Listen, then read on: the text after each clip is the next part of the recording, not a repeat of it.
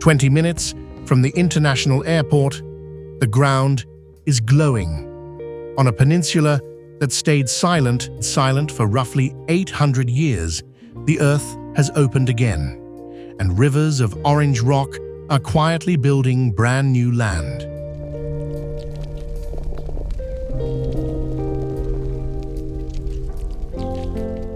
This is Iceland, an island of about 400,000 people, parked on the crack between two continents, where glaciers sit on top of volcanoes and steam drifts out of ordinary hillsides. From above, it looks like a planet still under construction, and scattered across that construction site are warm little towns, lit up windows, and people calmly finishing their coffee.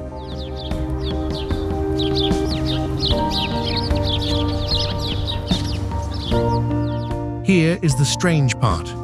Nobody in this country needs a furnace, yet almost nobody is cold. The ground itself heats 9 out of 10 homes. Nobody carries a family surname, yet nobody gets lost in the crowd, because there is no crowd. And when the mountains outside town begin to shake, people do not abandon the island. They check on their neighbors, pack without panic, and wait for the all clear.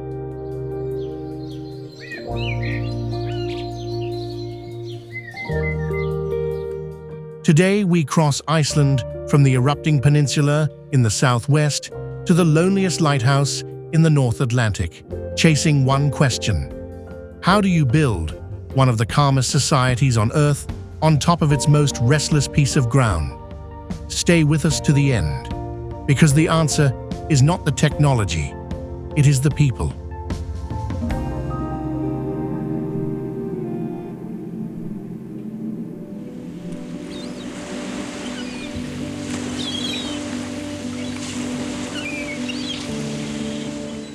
For 8 centuries, the Reykjanes Peninsula was the quiet corner of a loud island.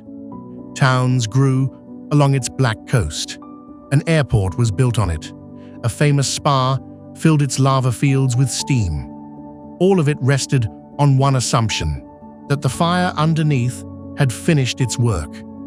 Then, in March 2021, a crack opened in a valley called Fagradalsfjall, and molten rock from 15 kilometers down began pouring into the evening sky.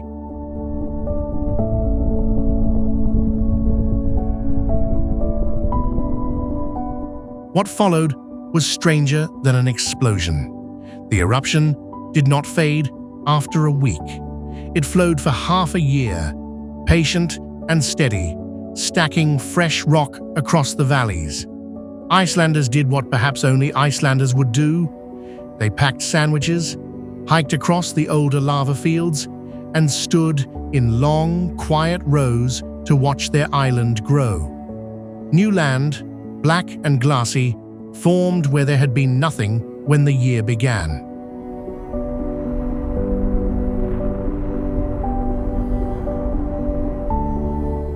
Then, the fire moved closer to people. In the autumn of 2023, the ground beneath the fishing town of Grindavik began to tremble. First dozens of times a day, then hundreds, then more than 1,000. Tens of thousands of small quakes over the following weeks. Streets cracked, door frames shifted, and late in the evening of November 10th, the order came. By morning, all 3,790 residents were gone, carrying photo albums and pets into the dark.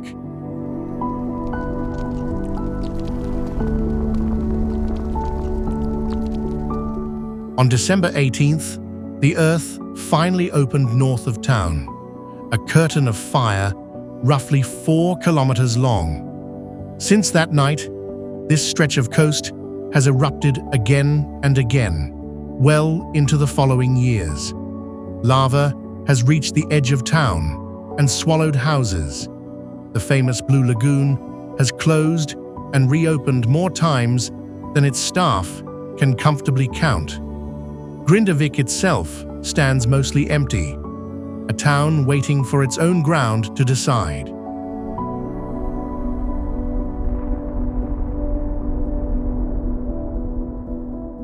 And yet there is no panic in any of this. Scientists watch the magma through a web of sensors. Machines pile up defensive walls of rock to steer the lava away from what matters.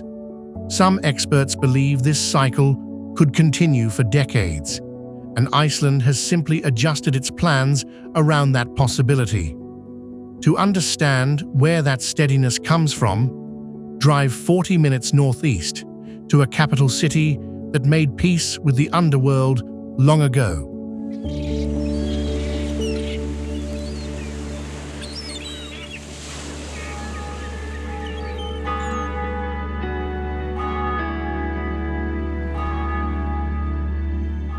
Reykjavik is the northernmost capital of a sovereign country, and on a January morning, it behaves like it knows it. Darkness hangs until late morning. Wind pushes snow sideways down the streets, and inside, an entire city pads around in socks. There are no furnaces roaring in these houses, no stacks of firewood by the door. Instead, hot water rises from deep underground and travels through dozens of kilometers of insulated pipes, straight into radiators and underfloor systems in 9 out of every 10 homes in the country.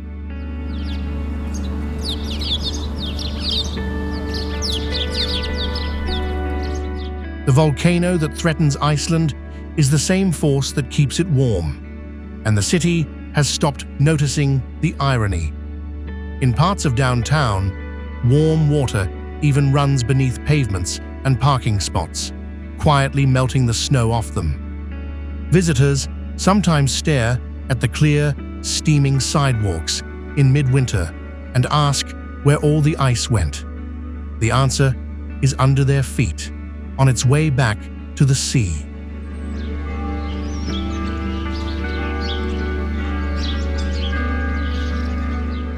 Look up, and the island's geology follows you into the architecture. Hallgrímskirkja, the concrete church that towers over the city, rises in stepped columns that mimic the basalt pillars found at waterfalls like Svartifoss. The shapes lava makes when it cools slowly and cracks into geometry. In most countries, nature imitates no one. In Iceland, the tallest building in the capital is a tribute to what the ground does on its own.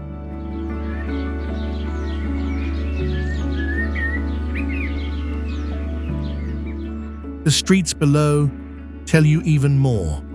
Outside cafes, rows of baby strollers stand parked in the cold. Babies sleeping soundly inside, bundled like small astronauts, while their parents drink coffee behind the glass and glance out now and then.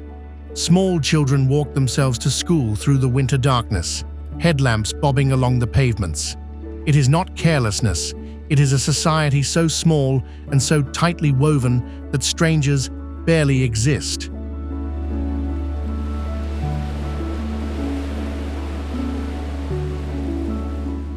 For all its calm, this city can still surprise you. Until March 1st, 1989, beer was illegal in Iceland, a leftover of an old prohibition that outlived every other part of itself. When the ban finally fell, the country responded with characteristic understatement. It turned the date into an unofficial holiday, and Beer Day is still toasted every year.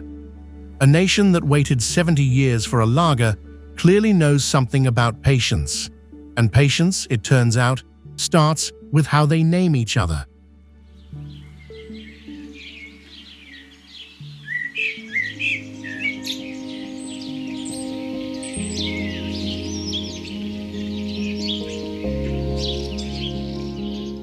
"400,000 people. That is the whole nation. Fewer than many single neighborhoods of London or New York, spread across an island the size of a small country. Iceland functions less like a state and more like one enormous small town, where the mayor, the fisherman, and the pop star all shopped at the same discount supermarket last Tuesday.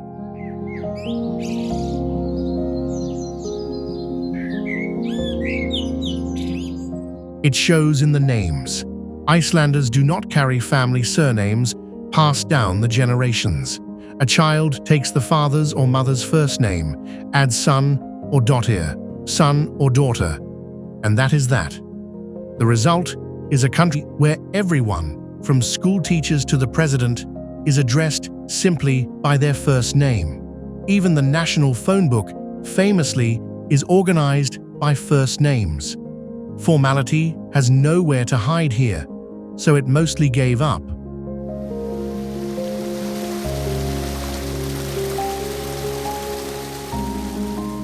A 1,000 years of this created one very Icelandic problem. In a nation this small, almost everybody is related to almost everybody at some distance. The solution is very modern. A national genealogy database traces family lines back toward the age of settlement, and there is a popular app built on top of it. Young Icelanders joke that before a second date, it is worth a quick check, just to be sure the charming stranger is not a cousin.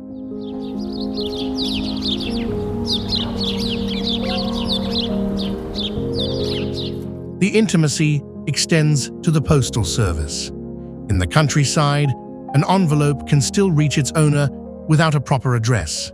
A name, a district, and a scribbled hint along the lines of "the sheep farm below the ridge" will often do. In a place where people are remembered as stories rather than street numbers, the mail finds its way. Try that in a city of millions and see how far your letter travels.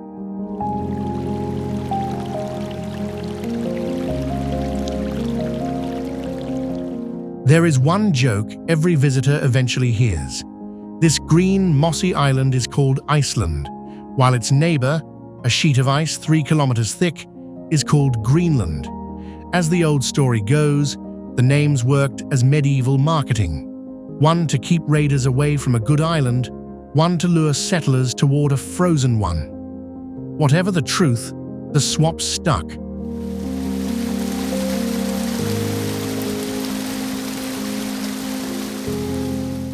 And the country, with the misleading name, went on to build its entire life around what the ground gave it, starting at a valley where the planet itself comes apart.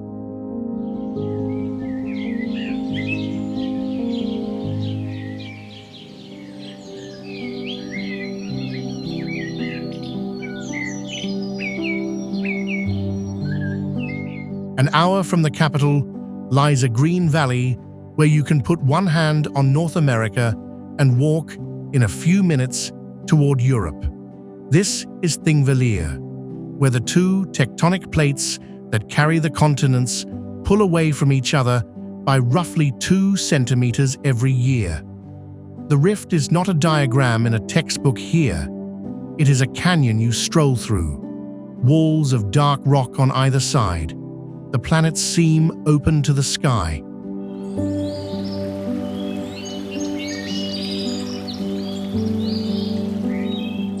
In a flooded crack called Silfra, divers slip into water so clear it feels like flying. The meltwater has spent decades filtering through lava rock before it reaches the fissure, and visibility stretches on and on. People come from around the world to float in the gap between continents, possibly the only swim on Earth where the two sides of the pool are drifting apart.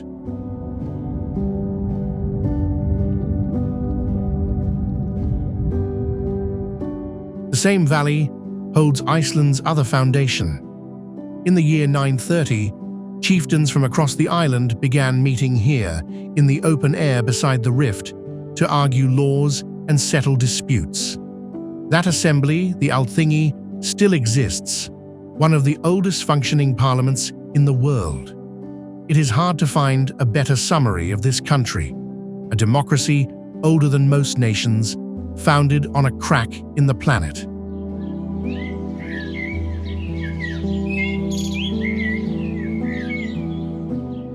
Farther along the circle, the ground performs on schedule. This is the geothermal field that gave the world the very word geyser. from the great glacier, which now mostly sleeps. Its neighbor, Strokkur, handles the show instead, gathering itself every few minutes before hurling a column of boiling water into the air to a chorus of gasps and camera clicks that has not stopped in decades.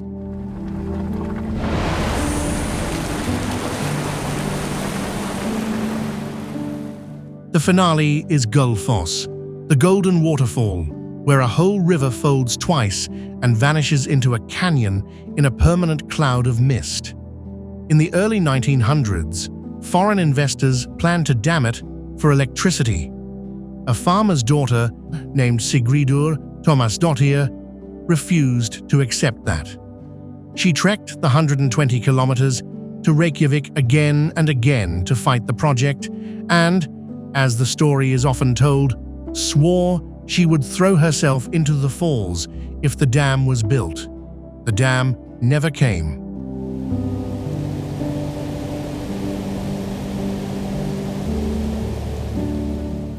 Today, a stone memorial of her face watches over the water she saved, and Icelanders call her their first environmentalist.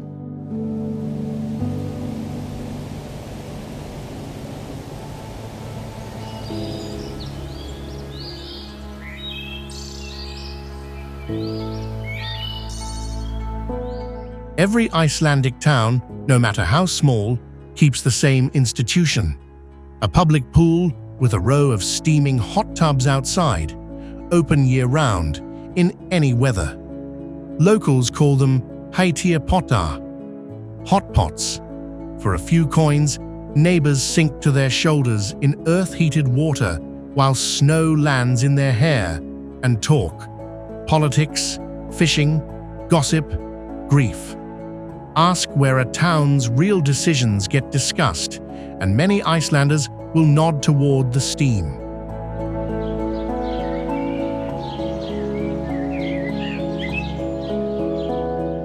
The most famous pool in the country was never meant to exist. In 1976, a geothermal power plant at Svartsengi began releasing its mineral-heavy runoff water into the surrounding lava field, where it collected into a milky blue pond. It was industrial waste, and everyone treated it that way, until 1981, when a young man named Valur Margeirsson, worn down by the skin condition psoriasis, asked for permission to bathe in it. People thought the idea was mad. He did it anyway.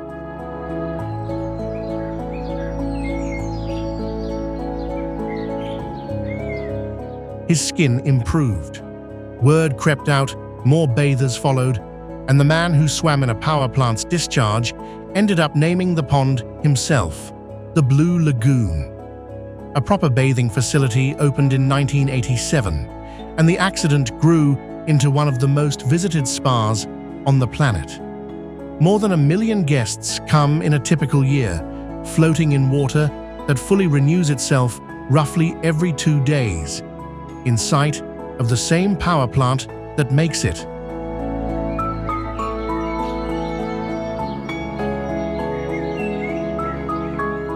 If the Blue Lagoon is Iceland's gentlest volcanic experience, the strangest one hides under a hill outside Reykjavik.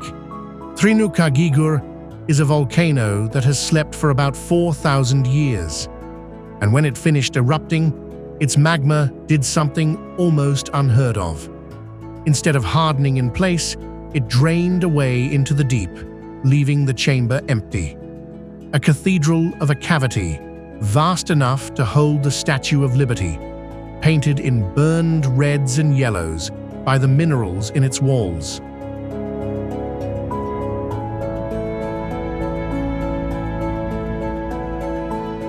It is the only volcano on Earth where you can ride down into the magma chamber itself. The ride is gloriously Icelandic in its practicality. An open lift, adapted from window-cleaning rigs, lowers visitors for about 6 minutes through the crater's throat and into the silence below. Standing on the floor of a volcano's empty heart, most people whisper, without being asked to. Back on the surface, the island has one more trick: coastlines that barely look like Earth at all.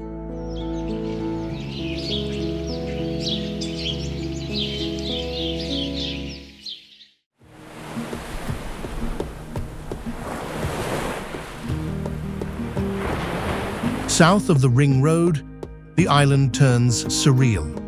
At Reykjanes, the beach is jet black, lava ground down by the ocean, and the cliffs behind it are stacked hexagons of basalt, geometry so clean it looks carved. Offshore stand the sea stacks of Reykjanes, and the old story says they are trolls, caught dragging a ship to shore when the sunrise touched them and turned them to stone. The beauty comes with teeth. Sneaker waves here arrive without warning, and signs beg visitors not to turn their backs on the sea.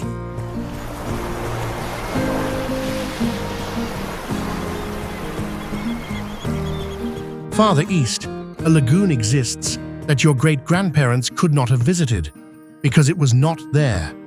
When the glacier Reykjanes began retreating in the 1930s, meltwater filled the hollow it left behind. That pond became Jökulsárlón, by most measurements, the deepest lake in Iceland, where icebergs the size of houses drift in slow silence, some of their ice compacted over 1,000 years. Seals ride the smaller flows like private rafts, supremely unbothered by the cameras.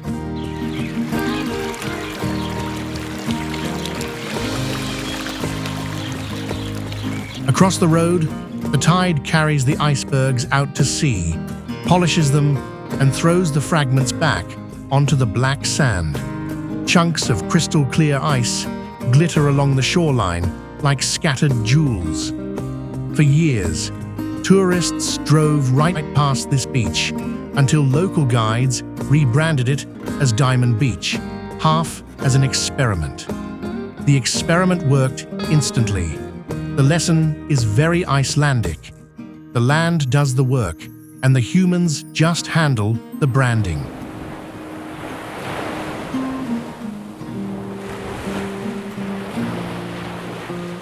Winter opens one more door. Inside the great glacier Vatnajökull, summer meltwater carves tunnels that freeze into walkable caves, glowing an electric blue that hardly looks natural. Ancient ice squeezed so hard it holds no air at all. And west, along the coast, lies Eldron, a lava field from the catastrophic 1783 eruption of Laki, now sleeping under a continuous quilt of soft grey-green moss. Step on it, and your footprint may outlive you. The moss can take a century to grow back.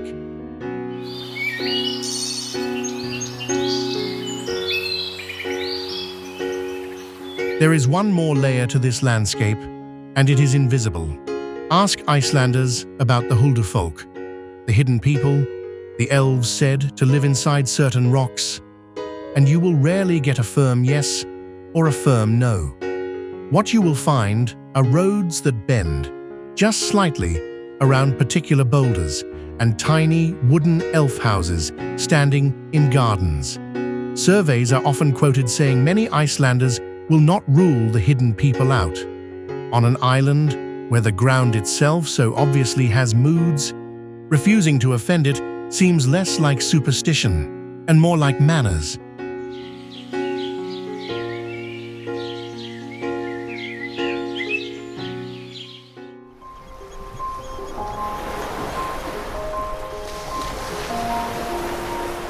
Winter here is not a season so much as a landlord.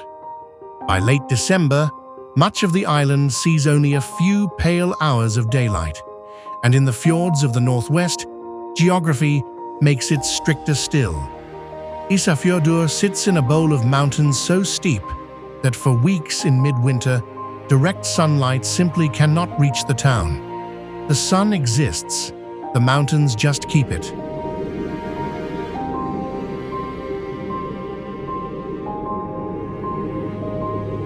When the light finally clears the ridge again, there are no fireworks. People step outside for a moment, faces tilted toward a thin gold line sliding down the slopes, and let it land on them. Some families mark the day with pancakes. Then, everyone goes back to work. After 1,000 years, the return of the sun is not a festival here. It is a quiet appointment the town keeps every year.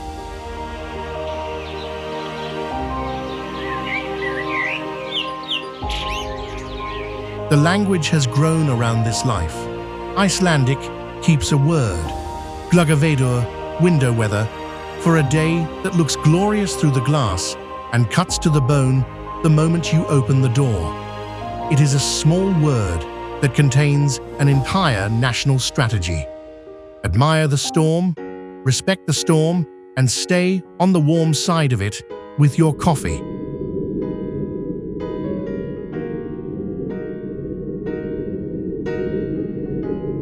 The dark months have their own calendar of light. In the depths of winter, communities gather for Thorrablot.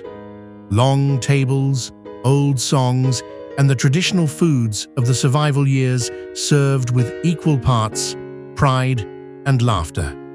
And every Christmas Eve, the country performs its most famous ritual, the Jólabókaflóð, the Christmas book flood. Books are given in the evening, and then the whole island quietly disappears into its reading, snow at the window, lamp on. In a world of glowing screens, an entire nation still ends its biggest night of the year with paper pages.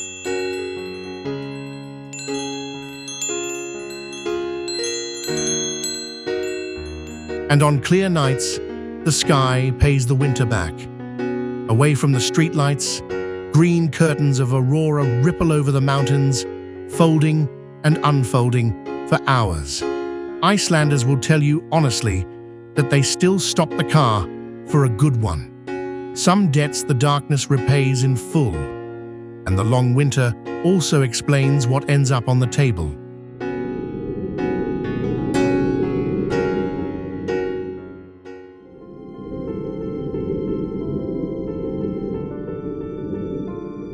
Icelandic food was not designed to impress anyone. It was designed to still exist in March. Along the coasts, fish has been hung outdoors for centuries, where salt wind and cold air dry it without a single machine. Skyer, the thick dairy staple, has been made here for 1,000 years. This was never cuisine as decoration. It was engineering done with milk and cod.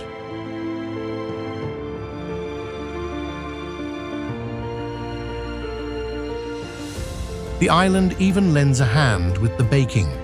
In geothermal villages, bakers still mix a dark rye dough, seal it in a pot, and bury it in the hot ground near the springs. About a day later, they dig up a loaf, dense, faintly sweet, steamed by the planet itself. Locals serve it with butter and smoked fish, and enjoy telling visitors exactly where the oven is.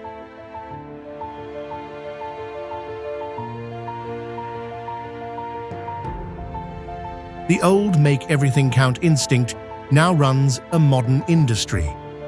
Iceland's fisheries have become famous for using close to the entire fish. The fillets feed people, the oils and proteins become supplements and pharmaceuticals, and the skin is processed into material that helps wounds heal. What began as a survival rule on a stingy island has quietly turned into some of the most advanced fish processing on Earth.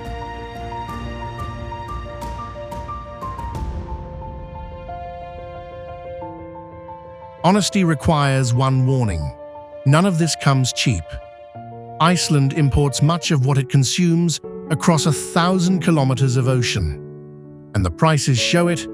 A simple bowl of soup in a tourist cafe can cost around $20. The locals have their workarounds, and they are happy to share them.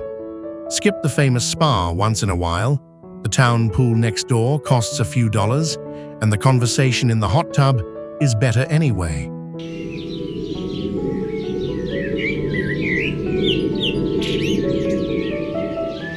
The country's oddities line up like a proud little list.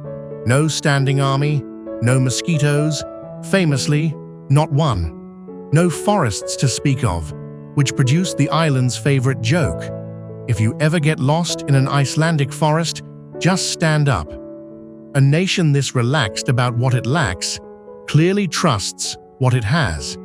And what it has, above everything else, is people who show up for each other. Which one January night, half a century ago, was tested in the hardest way possible.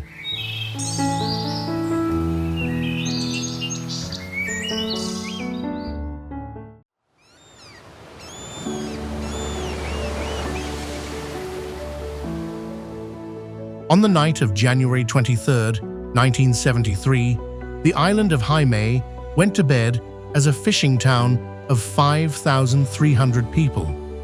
At around 2 in the morning, the ground on its eastern edge tore open, a fissure over a kilometer long, fountaining lava within sight of bedroom windows.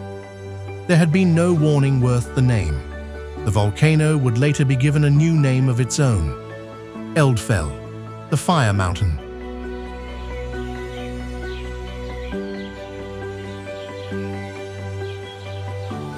What saved the town was a storm. Rough seas in the days before had kept nearly the whole fishing fleet, dozens of boats, tied up in the harbor. Within half an hour of the first flames, the first boats were pulling out, loaded with families still in their nightclothes. Through the small hours, trip after trip, the fleet carried some 5,000 people across to the mainland. By morning, almost everyone was gone, and no one had died in the escape.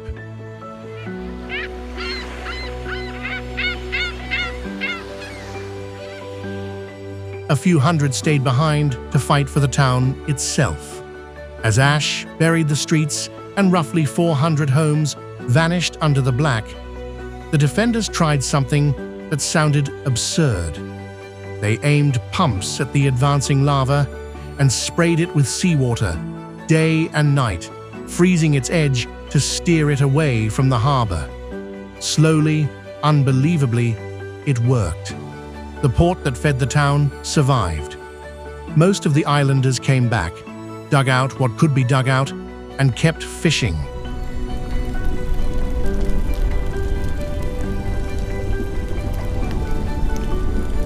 That instinct, go toward the trouble, together, never left.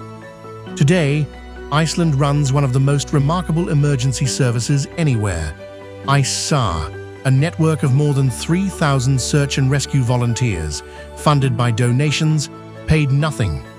When an alert goes out in a blizzard, a school teacher sets down the grading, a baker shuts off the ovens, and a dentist hangs up the white coat. Then they drive into the weather everyone else is hiding from, to find strangers.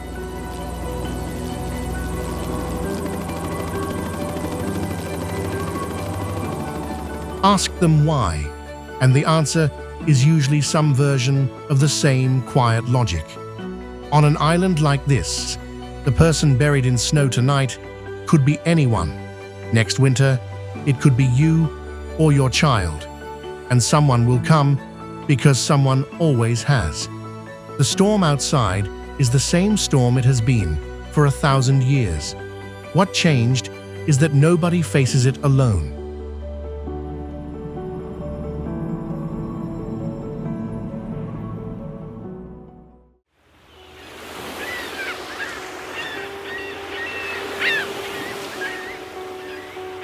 Off the south coast, 3 fangs of rock rise straight out of the open Atlantic, and on top of the tallest one stands a lighthouse.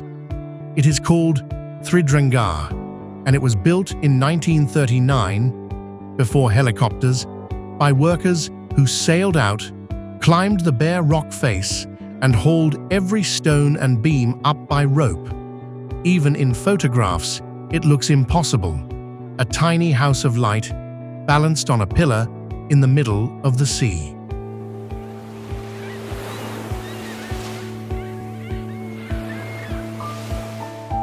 Not far away lies Elliday, a green island with a single white house on it and nobody home. The internet crowned it the loneliest house in the world and invented owners for it: a billionaire, a hermit, a singer. The truth is more Icelandic than any legend. It is a simple lodge built by a puffin hunting association, used now and then by members. Even the loneliest house in the world, it turns out, belongs to a club.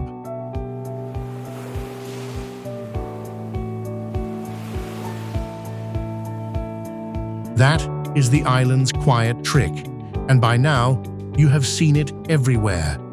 The names that make a nation of first names. The hot tubs where towns think out loud. The genealogy app that makes strangers impossible. The rescue teams that treat a missing tourist like family. Iceland looks from a distance like the loneliest place in the North Atlantic, and is, up close, one of the hardest places on Earth to be truly alone.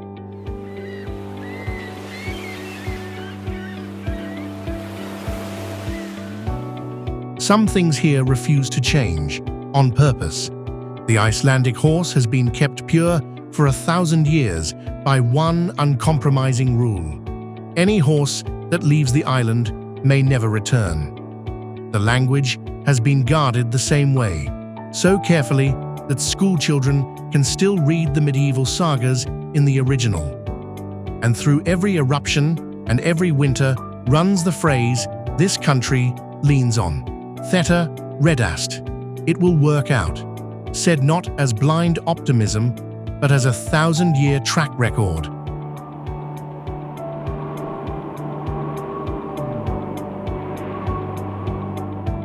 Because that, in the end, is the answer this island has been offering all along. The ground never promised them anything.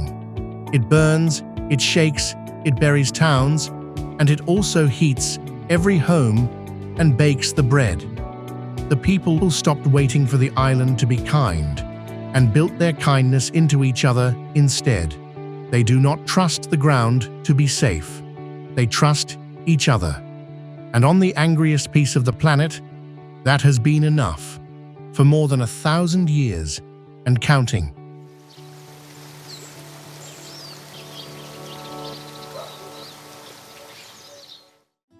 Have you ever stood on Icelandic ground? Or is it still on your list? Tell us in the comments what you would most want to see. And if you were ever stationed at Keflavik, we would love to hear what you remember of this island. Subscribe for more journeys to the world's most remarkable places to live.